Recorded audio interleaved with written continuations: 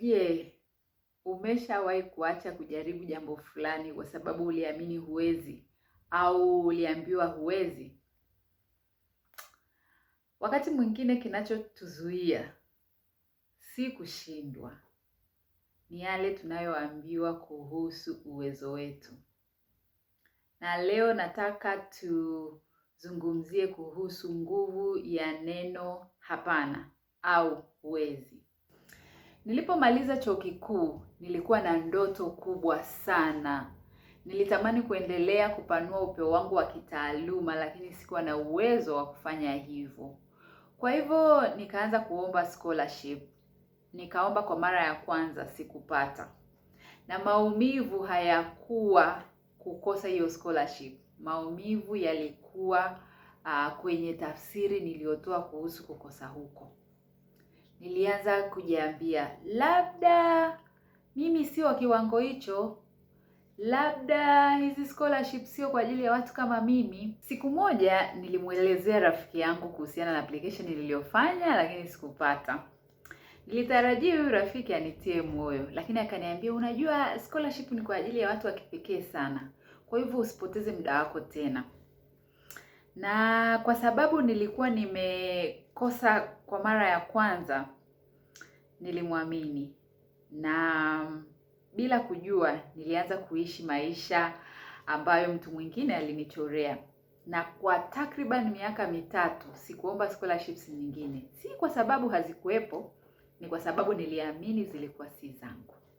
Lakini kuna swali lilinibadilisha. Nilijiuliza, je, ni kweli sina uwezo au nimeamini tu maneno ya watu? Nikaamua kujaribu tena. Na safari hii nikapata scholarship. Halafu nikapata na nyingine tena. Na ndipo nilipogundua kukataliwa mara ya kwanza si hukumu ya maisha. Yalikuwa ni maoni ya mtu mmoja au uamuzi wa taasisi moja. Lakini kwani kuna taasisi ngapi? Nyingi sana. Miaka michache baadaye nilikuwa naona matangazo ya kazi. Lakini kila nikiyasoma nilikuwa najisemea, hizi ni nafasi za watu wakubwa, wenye uzoefu mkubwa kuliko mimi. Kwa hiyo hata sikuomba. Sikukataliwa, nilijikataa mwenyewe. Mpaka siku moja nikacheka mwenyewe. Nikajiambia, mbona mimi pia sasa ni mkubwa? Nikaanza kuomba na nikapata kazi. Lakini nikajiuliza, nilipoteza fursa ngapi kwa sababu niliamua matokeo kabla hata sijajaribu. Maisha yamenifundisha jambo moja. Mtu mmoja anaweza kukuona hufai, wakati mwingine akakuona wewe ndio unayefaa zaidi. Maoni ya mtu mmoja si ukweli wa maisha yako. Hata kile unachodhani ni udhaifu wako, kuna mtu mwingine anaweza asikione hivyo. Kwa mfano, mimi ni mtu ninayesema kitu kama kilivyo bila kusugarcoat.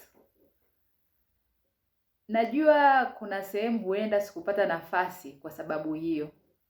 Lakini najua pia kuna sehemu nilichaguliwa kwa sababu hiyo hiyo. Ningejaribu kubadilika ili kumpendeza kila mtu, pengine ningepoteza nafasi ambazo zilikuwa zimenikusudia.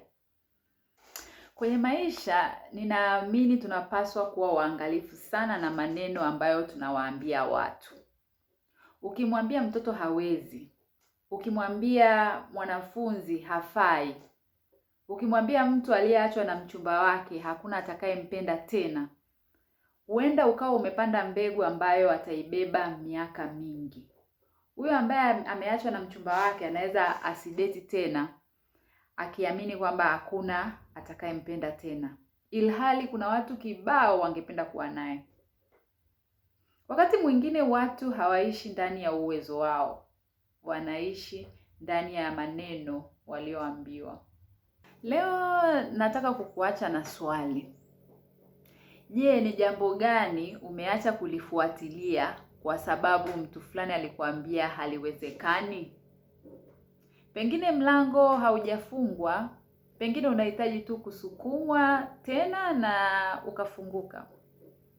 Unaweza kugundua kwamba kilichokuwa kimekuzuia hakikuwa uwezo wako. Kilikuwa imani uliojenga kuhusu uwezo wako.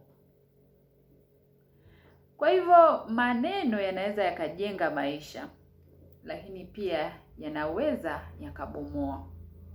Kwa hivyo tuyatumie kwa hekima. So tafadhali tushirikishe simulizi yako kwenye comments, na nawashukuruni sana kwa kunisikiliza. Tuonane kwenye video ijayo. Kwaheri.